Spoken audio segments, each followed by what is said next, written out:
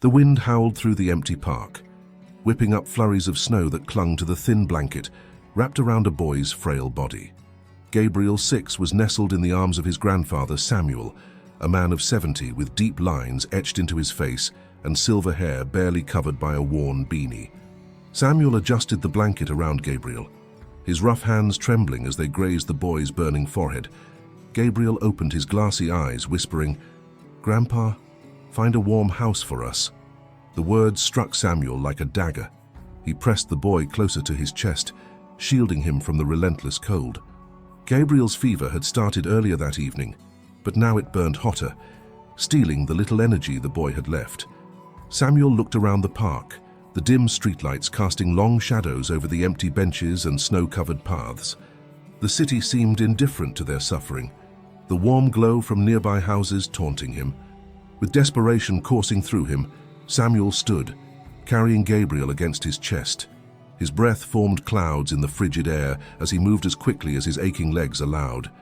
He knocked on the door of a nearby house, the lights visible through lace curtains. "Please, my grandson is sick, he needs warmth." "Just for tonight," Samuel's voice cracked. The curtain twitched and a woman peeked through the window. Her face tightened with suspicion before she stepped back, letting the curtain fall. The sound of the door locking was a crushing blow. He tried again at another house and then another, each time met with rejection or silence. Gabriel stirred weakly, his small voice cutting through the cold. "Grandpa, I'm so tired." Samuel swallowed the lump in his throat, his weathered face contorted in anguish. He had to keep moving, spotting the red cross of a clinic a few blocks away. He adjusted Gabriel in his arms and pushed forward. The snow seemed heavier now, biting into his exposed skin. Inside the clinic, the warmth hit him like a wave. A nurse glanced at him with pity as he explained Gabriel's condition. A doctor quickly examined the boy, writing a prescription for fever reducers and antibiotics. Samuel's heart sank when the pharmacist gave him the total cost. He only had a few crumpled bills in his pocket, barely enough for bread, let alone medicine.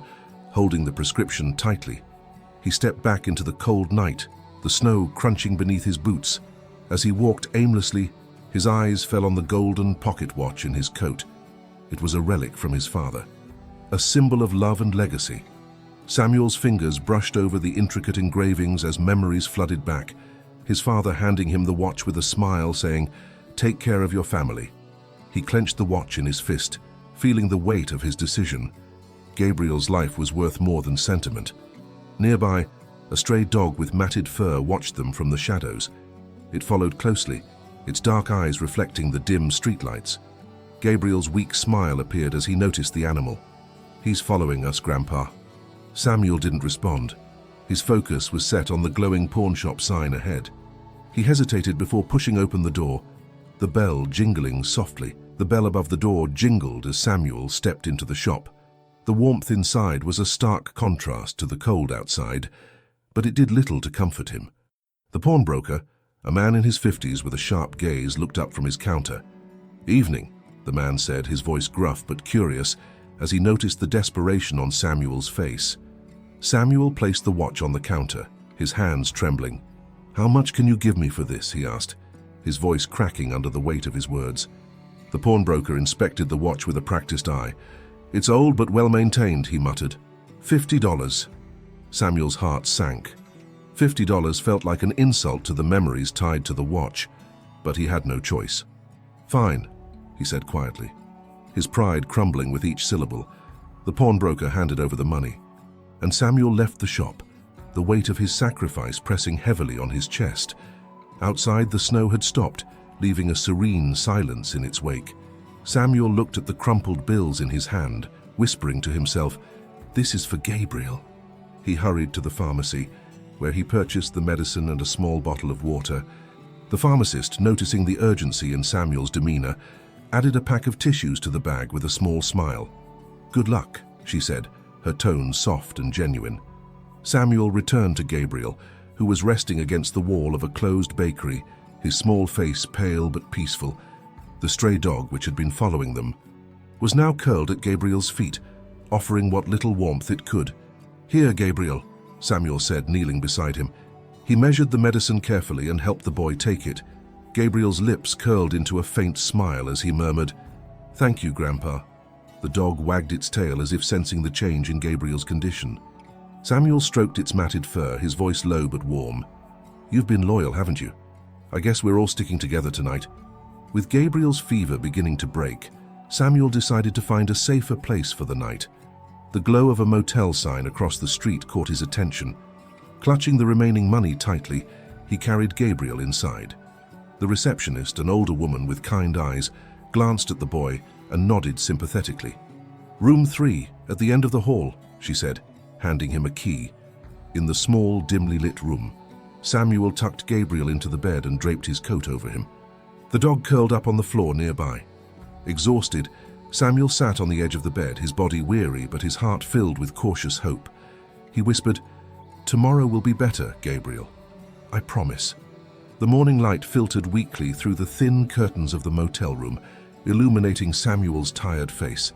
He sat on the edge of the small bed, his hands wrapped around a cup of lukewarm coffee, staring at Gabriel. The boy's fever had broken during the night, and his breathing was steady now. Relief washed over Samuel, but it was fleeting. He knew this temporary sanctuary was just that. Temporary, his funds were almost gone, and the future loomed uncertain. Gabriel stirred, his soft voice breaking the silence. "Grandpa, where are we going next?" Samuel forced a smile, his voice steady despite the storm of worry inside him. "Somewhere safe, Gabriel. Just rest for now." After a moment, Samuel stood, quietly slipping out of the room to speak with the motel manager. The woman was kind but firm. "I can't extend your stay without payment, I'm sorry, sir." He nodded, thanking her for the night's shelter, and returned to the room to pack their meager belongings as he secured the blanket around Gabriel. The dog, now fully adopted into their journey, wagged its tail and barked softly.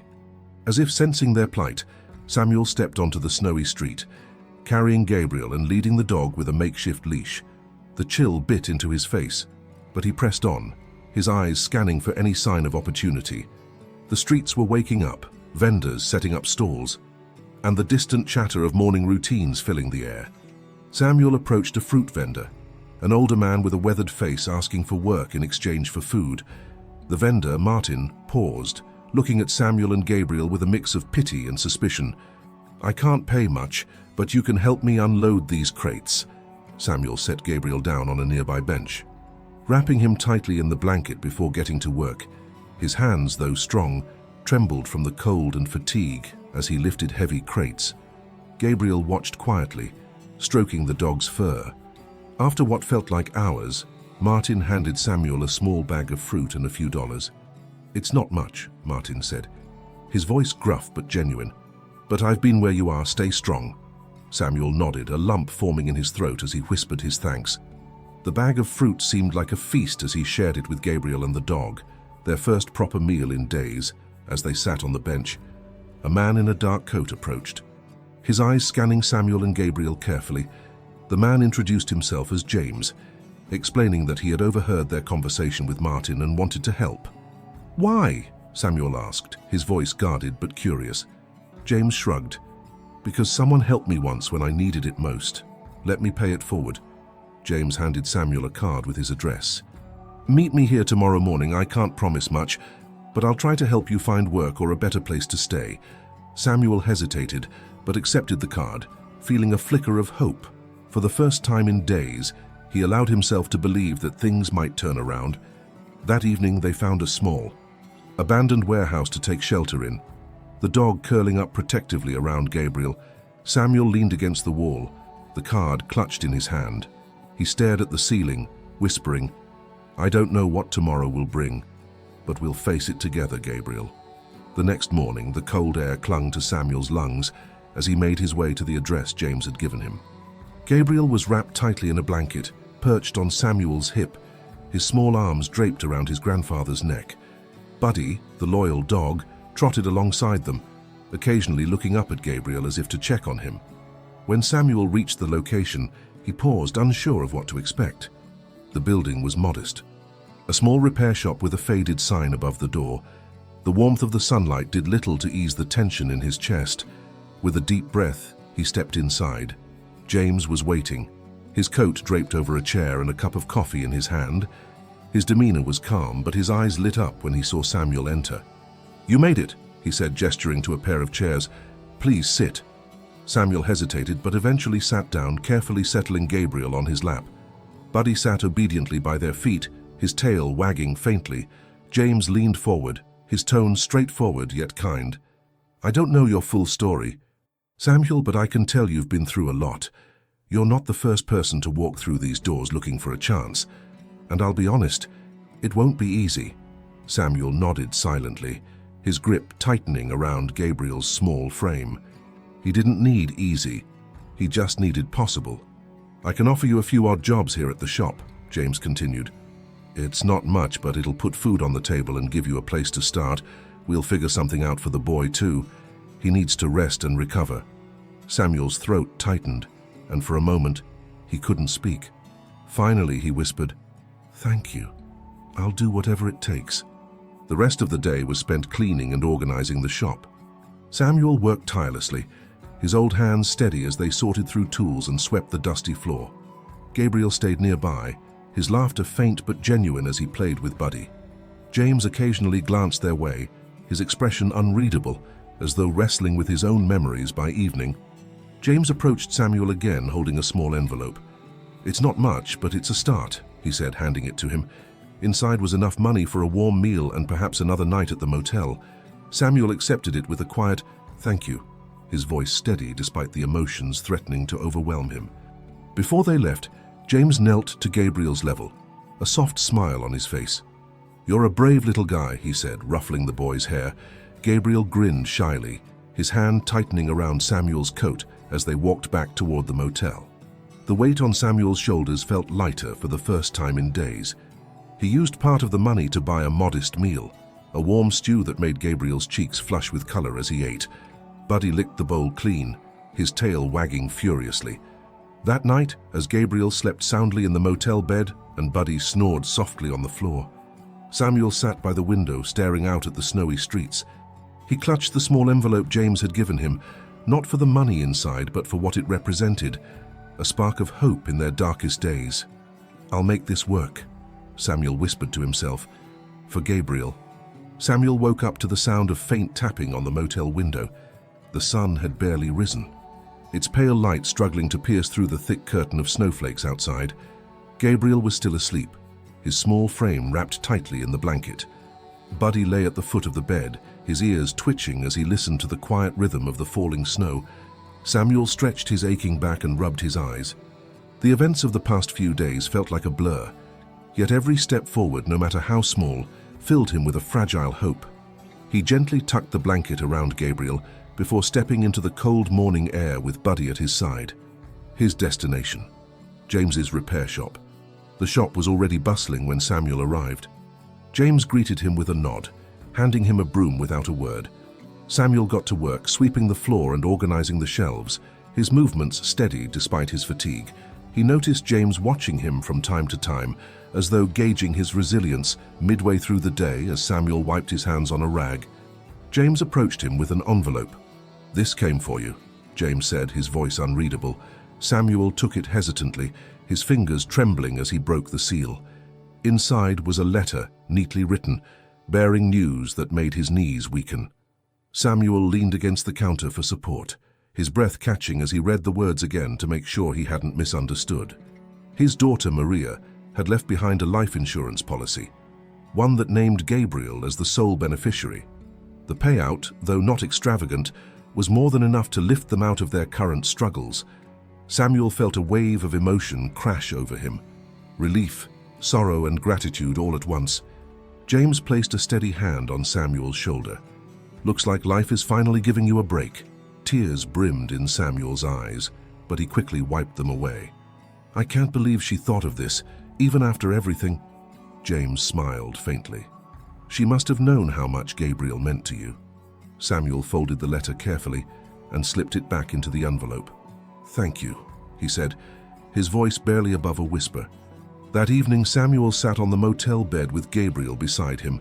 The boy's laughter filled the room as he played with Buddy, the dog chasing a ball they'd found earlier. Samuel watched them with a sense of peace he hadn't felt in years.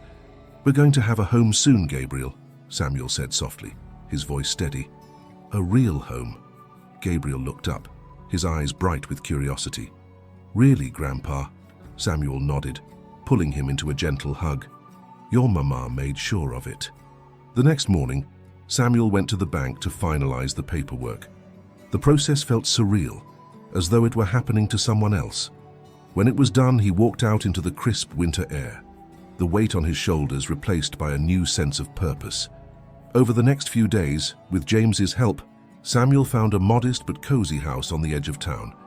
It wasn't much, a small kitchen, a bedroom for Gabriel, and a yard where Buddy could roam. But to Samuel it felt like a palace as they moved in.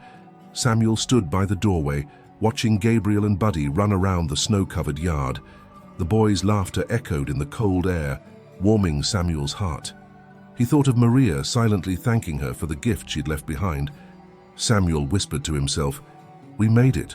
Like, subscribe, and share. It helps me a lot on the channel."